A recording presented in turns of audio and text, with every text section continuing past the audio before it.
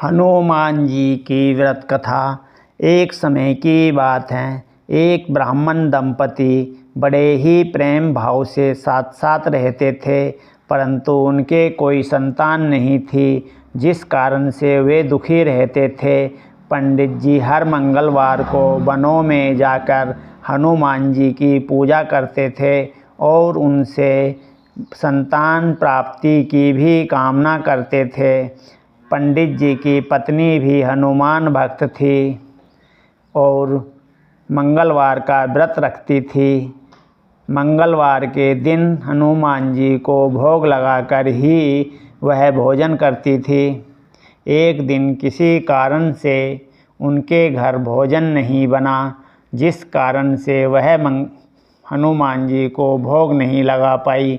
तो इस पर पंडितानी ने प्रण लिया कि जब तक मैं अगले मंगलवार को हनुमान जी को भोग नहीं लगा दूंगी, तब तक मैं भोजन नहीं करूंगी।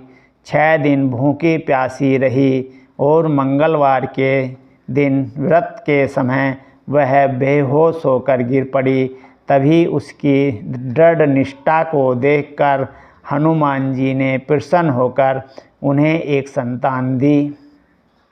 इस पर पंडितानी ने उस संतान का नाम मंगल रखा। तभी कुछ समय बाद पंडित जी घर आए तो उन्होंने उस संतान के बारे में पूछा, तो पंडितानी ने बताया, हनुमान जी ने अपने आशीर्वाद से हमारे ऊपर कृपा करके हम दोनों को यह संतान दी है। इस बात का पंडित जी को विश्वास नहीं हुआ और वह मन में दुखी रहने लगे।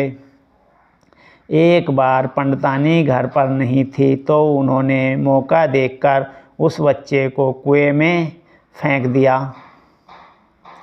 तभी पंडितानी घर आई तो उसने मंगल के बारे में पूछा, तो इतने में ही मंगल पीछे से मुस्कुराता हुआ आ गया। यह देखकर पंडित जी बहुत ही आश्चर्यचकित हुए। फिर सपने में पंडित जी को हनुमान जी ने बताया, यह संतान मैंने आप दोनों को दी है, ये आप दोनों की बहुत सेवा करेगी। अब पंडित जी को सच्ची बात की पता लगने पर बहुत ही खुशी हुई।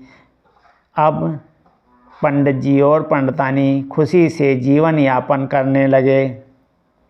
शास्त्रों में ऐसा कहा गया है कि जो हनुमान जी की विधि पूर्वक व्रत कथा सुनता है और या पढ़ता है या फिर हनुमान जी का विधि पूर्वक व्रत रखता है, उसके सभी कष्ट दूर हो जाते हैं और हनुमान जी की कृपा उस पर हमेशा बनी रहती है। बोल बजरंग बली की जय।